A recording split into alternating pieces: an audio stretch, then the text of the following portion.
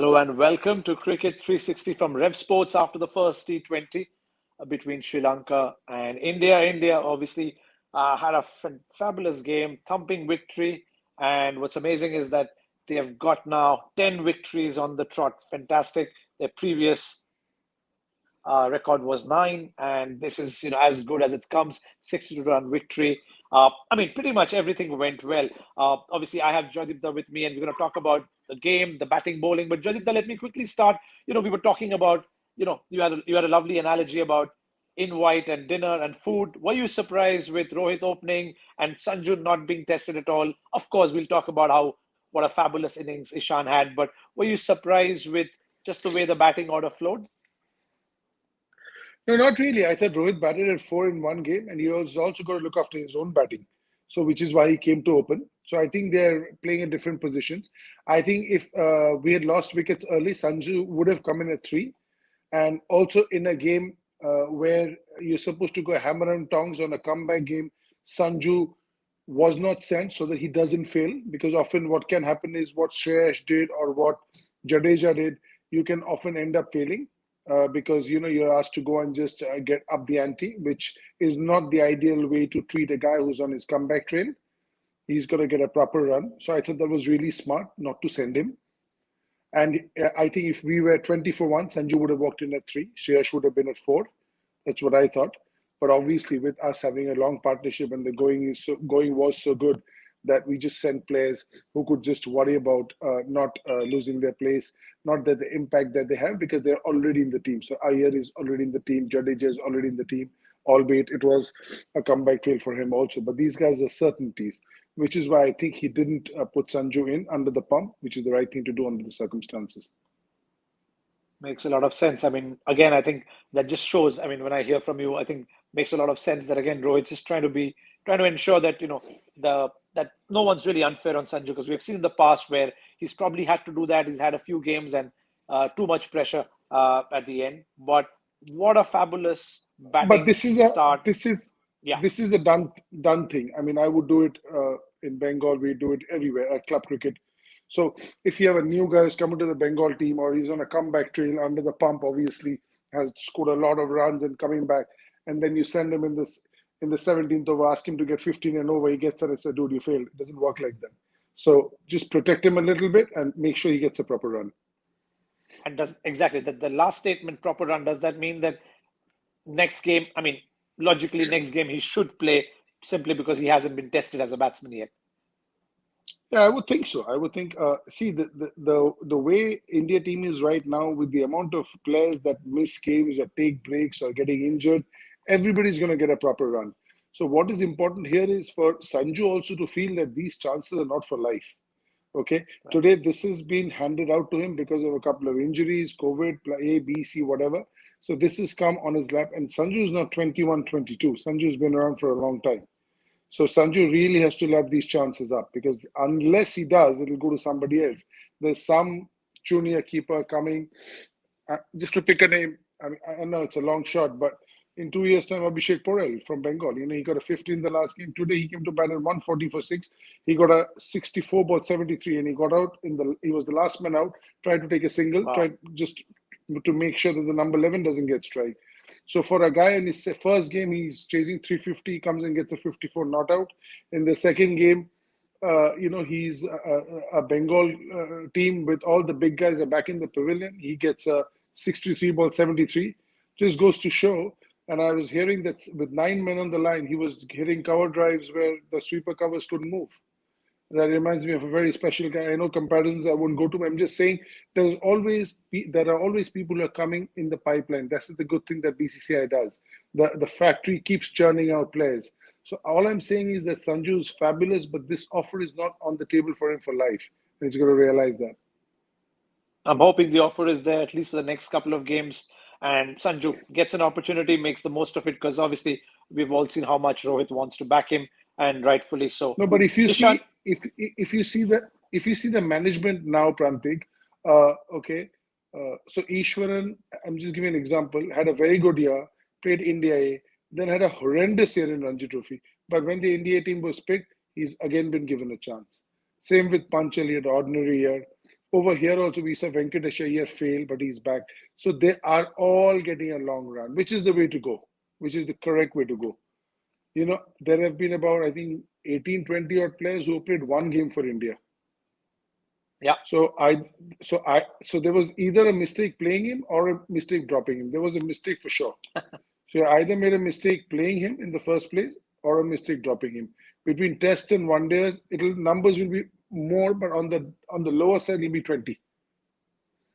So how can Well you said. be ever good enough to play one game? And we, me as director in CAB and Arun Lal and the whole office bearers and everybody involved with Bengal cricket, we make sure that nobody just plays one game. We give a proper run, or we don't pick the guy. If we feel that he might be a one game guy, we just go without him. It's better that we don't get him onto the park at all, because maybe he's not good enough. Maybe the selectors feel that he's aged, he's past his prime. ABC reasons could be anything.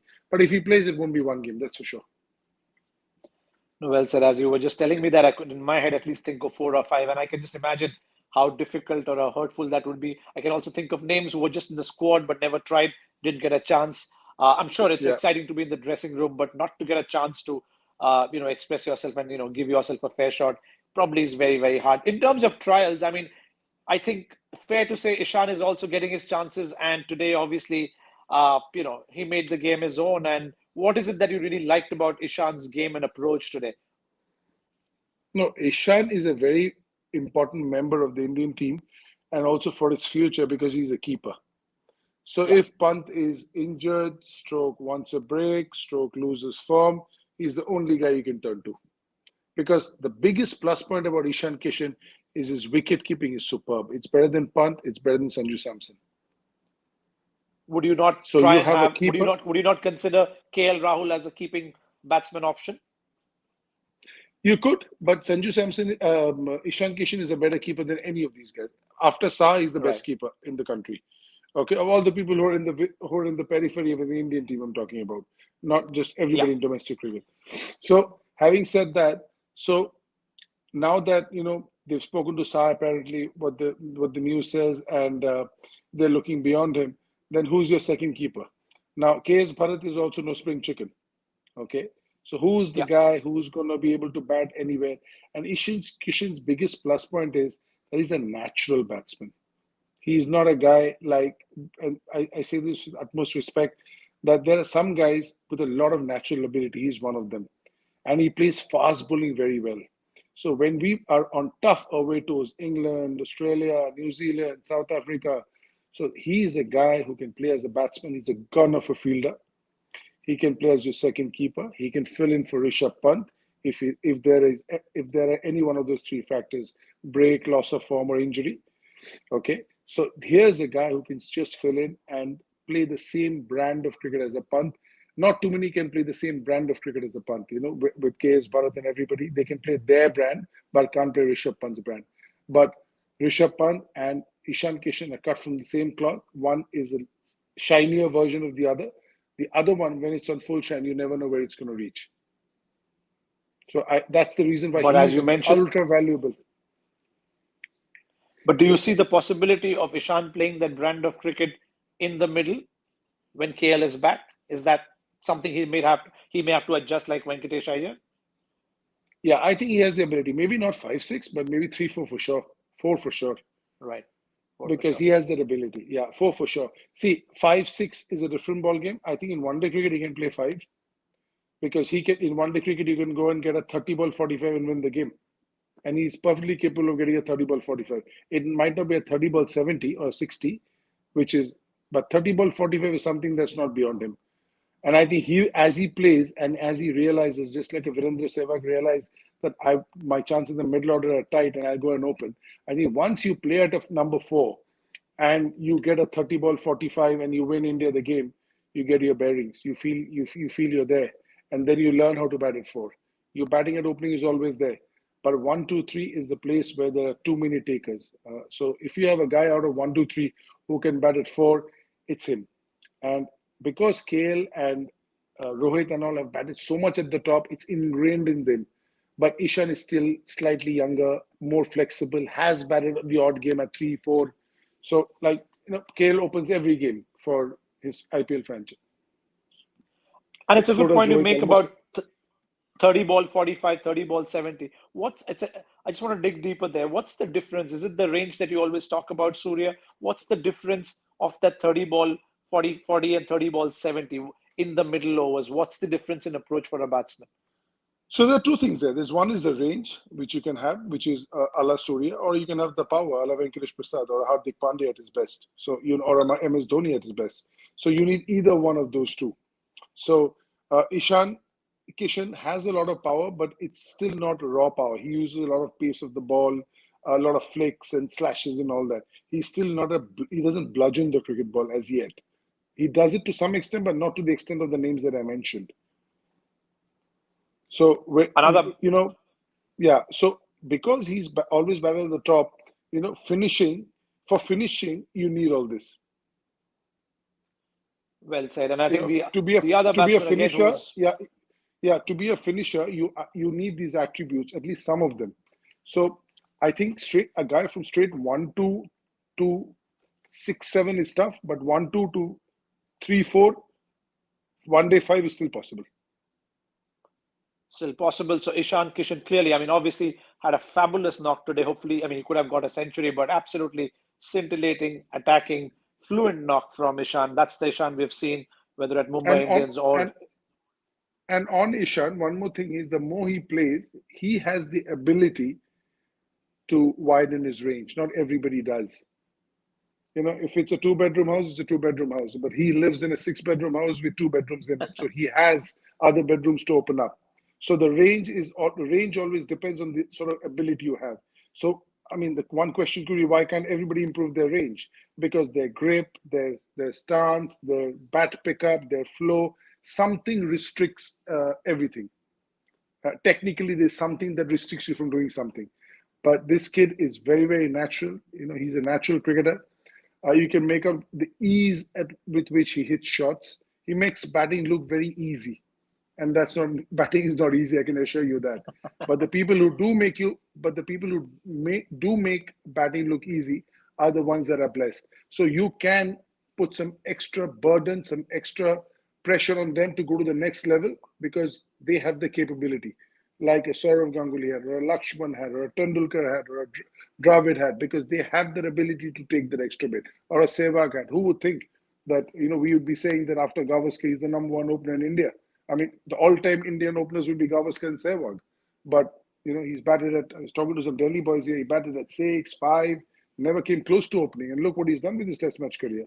That again comes with special ability. So if this was given to somebody else with lesser ability, he wouldn't have been able to adapt, and then he would have fallen by the wayside. But when you are special, you can do special things, and Ishan is special. There are no two opinions about that. and would you say the same about Shreyas having a versatile 5-6 bedroom home as well? Because he's obviously been floating. He's playing. I mean, he's had a pretty good day out, good few months after after being away from the game due to injuries. And again today, once again, scoring above 200 strike rate was rather special. Yeah, he is a special player, but I don't think he's as much of a finished product as Surya is. I don't think he's as calm as Surya is. I doesn't know his brain works with the game as much as Surya's does, because this comes with playing. I think Shreyas is much younger, but as you play, but he's a fabulous record in every version. He averages over 50 in Ranji Trophy. I've seen him get 119, 135, 40 balls in Ranji Trophy. So he makes batting look very, very easy. And when somebody bats like that in domestic cricket, which is not easy by any stretches of imagination, he's telling everybody, I belong to the next level. Because one thing that somebody I hold in great esteem, Arun Lal, I've learned from him, if you belong at one level, the level below should be meat and drink. So if you're a state player, your club cricket should be like, you should be walking in from Mohun Bagan, East Bengal, getting 100 at will. If you're an India player, you should be walking into a Ranji Trophy and getting hundreds at will, which the guys who played for India regularly did.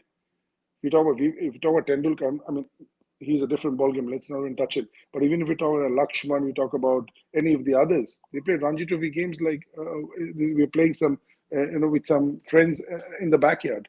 That's how easy it made them look.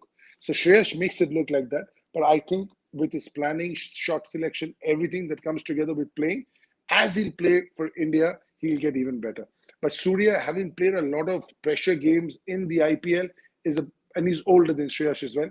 And some amount of maturity comes with playing, with age. You know, you sort of simmer down, and you take a deep breath, and you know exactly your game plan is in order. You're more sorted. Right now, it's the raw talent that's sort of you know out in the open, and soon it'll be a mix of that raw talent and that cool head, and then you're flying. But on that note of, the level one down being easier, from your experience as a player, coach, administrator, I mean, how does some players do kind of mention that, when you play the higher level, the pressure, the gravitas kind of brings the best out of in them. Have you had that situation that when you start playing club cricket or, even domestic after you've played international, how do you kind of maintain that pressure, that sort of professionalism, that sort of, that an international game or the pressure of that game brings out in you?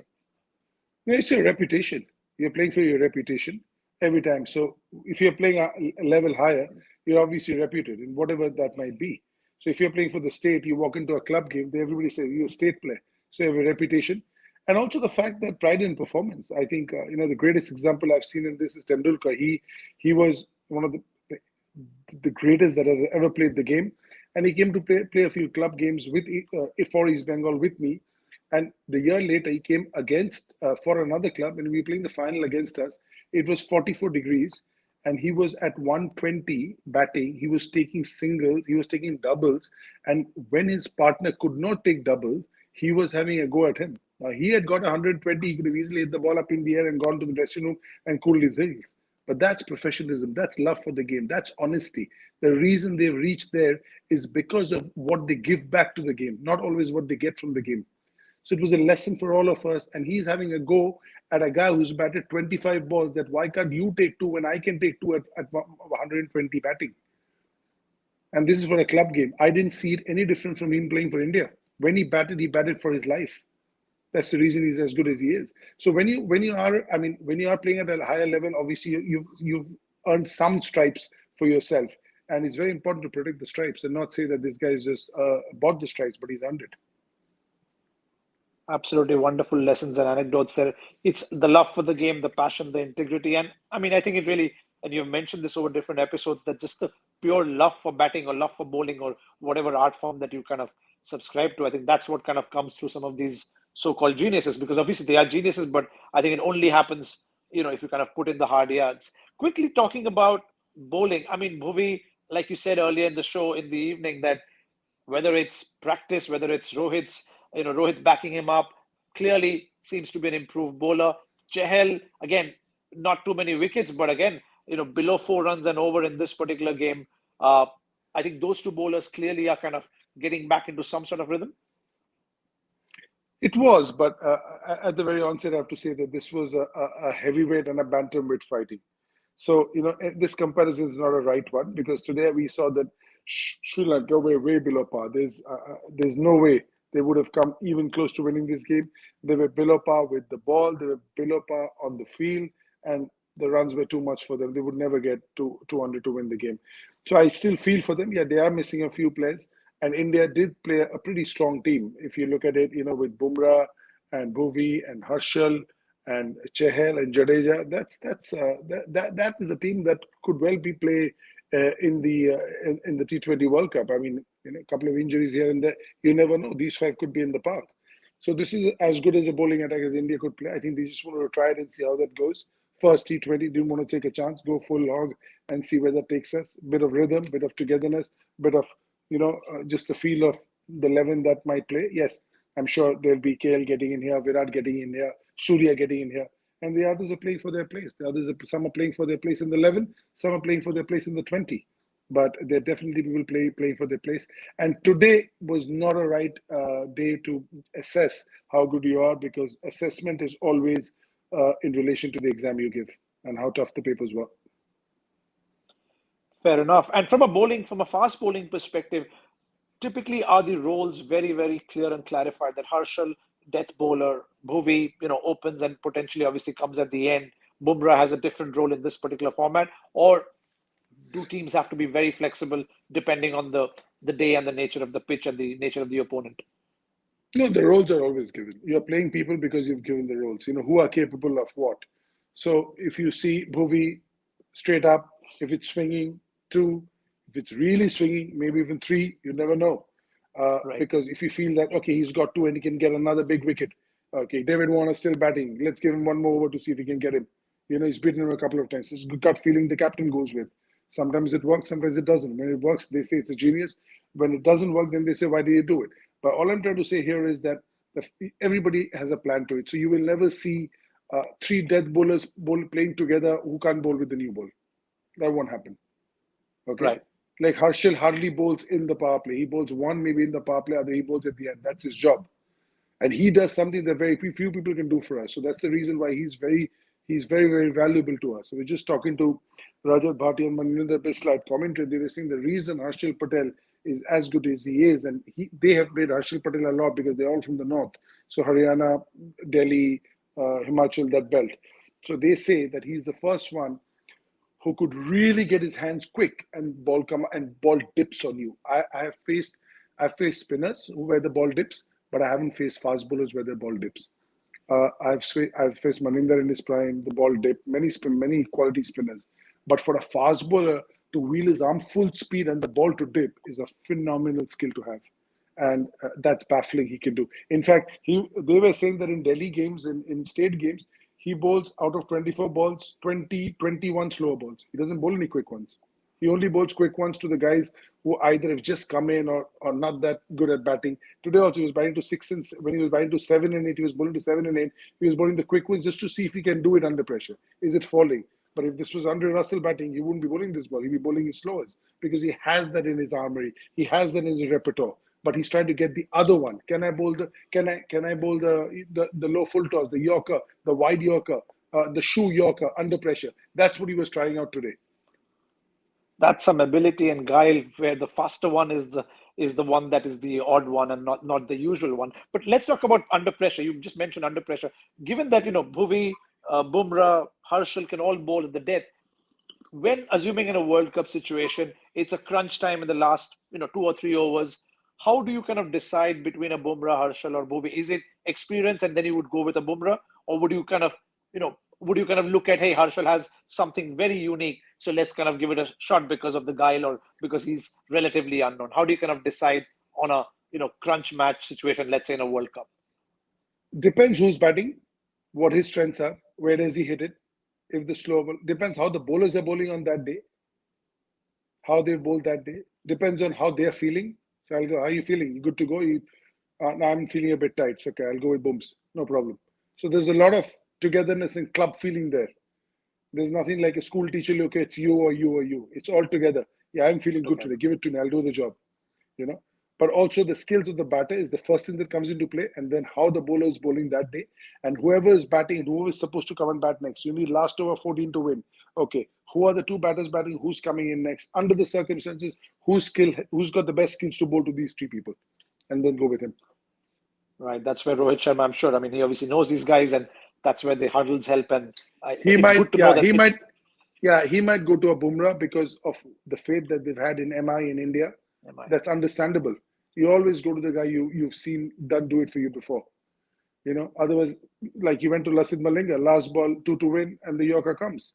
That could have easily been clipped for 4, but he's done the job. So next time the similar circumstances, straight away he says it's Malinga because of all the stripes you've earned over the years. So you might go to Bumrah right now, but if he really feels that, okay, this guy might play Bumrah well, and in a couple of games he did get on top of Bumrah, let me give him Harshal. He hasn't played him. Harshal is difficult to play if you have not played him enough. He has never played Harshal. So this is some Aussie guy who's not in the IPL, hasn't played Bumrah, hasn't played international, and suddenly he's there, and he's the one, Wade or somebody, just to pick a name in white ball cricket, and he give it to Harshal because Wade hasn't played Harshal, and said, okay, we'll try to outfox him. So there's a lot that comes into a decision making.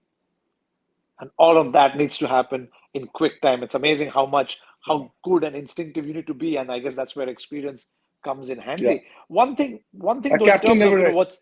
In T20, a captain never rests, especially in T20, because the game passes you by so quick. You just have no time to switch off. That's the reason why people. I spoke to captains in T20. They feel very drained after a game. Where in Test matches there are times when it's 70 for 3 and it's going to be 85 for 4. You just wait for the time, and there's a bit of a lull. But here, you got to make things happen because we play on flat wickets. The level of cricket is very high. So T20, if you switch off for 5 minutes, you could lose the game.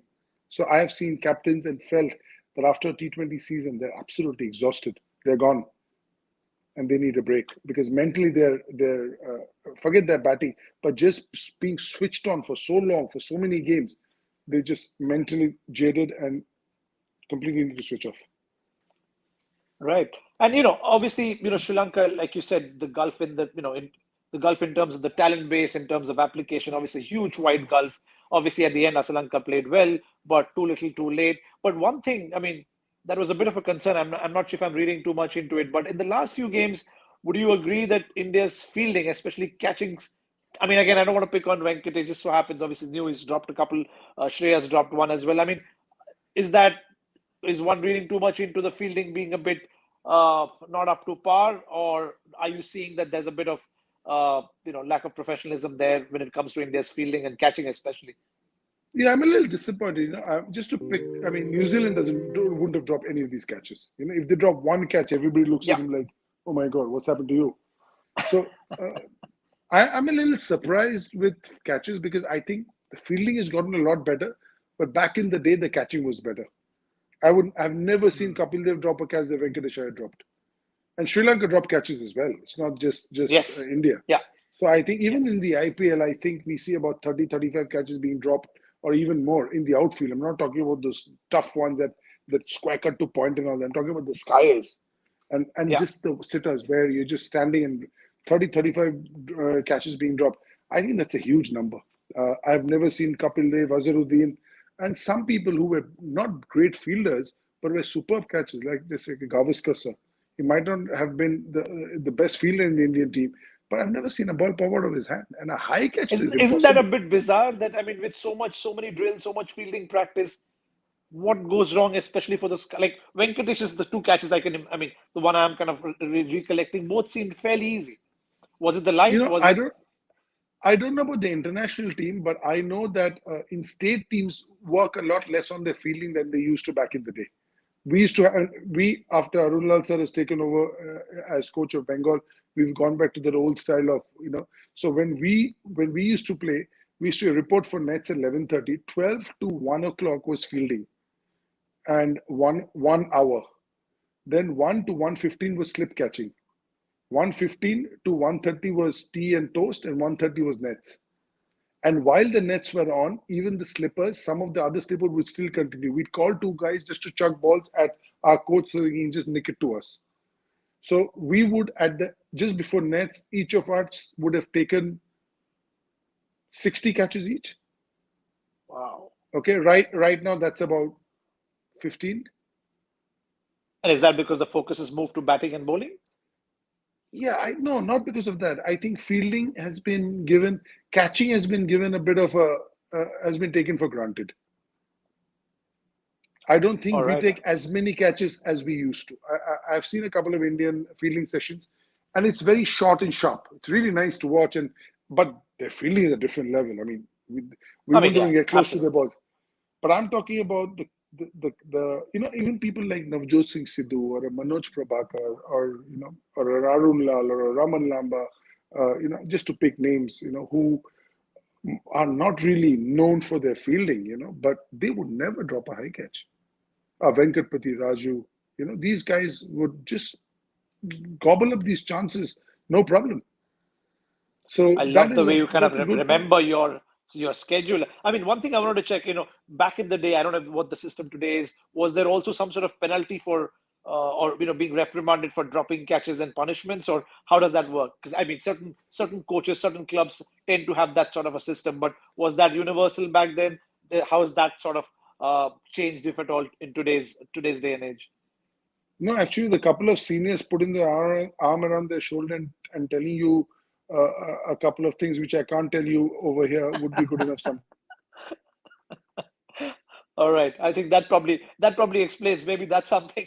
I mean, I'm just joking, but maybe that's something. Sometimes, yeah. I mean, that sort of pressure or that sort of reprimand probably helps. But yeah, I mean, I'm genuinely hoping, because again, going back to Rohit, what Rohit says, that these are not just trial matches. We are preparing for the real World Cup. So just the way batting and bowling is clicking, these catches can cost you games, especially against the bigger side. But well, all in all, this has obviously been a fabulous start. Looks like from just the way India set the tone, this might again, be a dead rubber and India might win it all. But again, hoping that Sri Lanka comes back. They have, I mean, just the way Asalanka batted at the end, there is good talent. I mean, he's been playing well. The Kusals, obviously, I mean, obviously talent being rested or, being out due to injury, that's unfortunate. But I was very disappointed, to be honest, with their bowling. I think there were just too many loose deliveries, especially when you're playing against India. Hopefully they regroup and we have a much better second game. Joydipda, we'll see you once again And before that and game. and this Yes, this please. was a pitch. This was a pitch where they could have made an impact with their bowling. This had a bit of dryness. There was some Yeah, rain, so there was some cover. So you could actually do a lot of things and make life difficult for the Indian players. If it was a belter like it was at Eden Gardens, I can understand that. At that level, you just don't yeah, have the armory to go and fight. But today, you could have made life more difficult, and also the stumpings, everything. It was just you let a guy go a couple of times. Ishan Kishan in full flow, and just takes it now. You cannot. It's so big on fielding, and the important now fielding is a given. In our time, it was not a given. So it was when it right. wasn't a given. I feel we worked more on it. Now everybody's expected to be a good fielder, a good catcher. You know, whereas in our Right. time, everybody was expected and they had to show it. We dropped a catch like that, like Venkatesh Iyer. I'm sure everybody drops catch. He's feeling the worst, but next day coach would say 100 high catches for you. He'd be hitting 100 high catches to you. And this happened with Jaydev Unadkar. When Jaydev Unadkar first came into the KKR team, so he had an issue with high catches. Very young, 19 years old, out of under 19 India. So he missed it. We were playing a trial game where he missed a catch of Brendan McCullum, a difficult one, top edge, swirling in the lights. He missed that, and McCullum got 18, whatever. But he's also sort of guy, not the most talented, but really works out on his game and leaves no stone unturned. So he and I had a deal that we'd be taking 75 catches every day till the first game. So we often missed the team bus. We took a car back. Only the lights were on for us. Everybody was inside. They had finished dinner after practice. They were in the bus. Joy Bhattacharya, team director, was howling. Everybody's in the bus. We just leave a car behind. Every day he took 75 catches. And when the season started, he was the safest catcher in the team. So for catching, there is no rocket science to it. Yeah, your technique does matter, as does everything in life, but it's just repetition. If you do it over and over again, Mukesh Kumar, a Bengal bowler, had a similar issue. His technique is not solid, but I haven't seen him drop a catch. But there was a time he used to take 100 catches alone every day. My arms would ache just hitting balls to him. But he just said, "Sir, marte rahiye." Because I don't want Bengal ke liye ek match catch uthaya mere ko, I'll drop that. So even if he drops now, it's not because of lack of effort. Kudos to the kudos to you for instilling that discipline. You clearly sound like a hard taskmaster, but well, the job was done, and maybe that's something Sri Lanka needs. And hopefully they'll regroup and come back hard and strong. Because again, we want to see a good brand of cricket being played Sure. against Sri Lanka. Thank you, Joydipta. Have a good evening, and we'll see you once again before the next game. Thank you. Have a good one. Thank you and good night. Yeah, good night.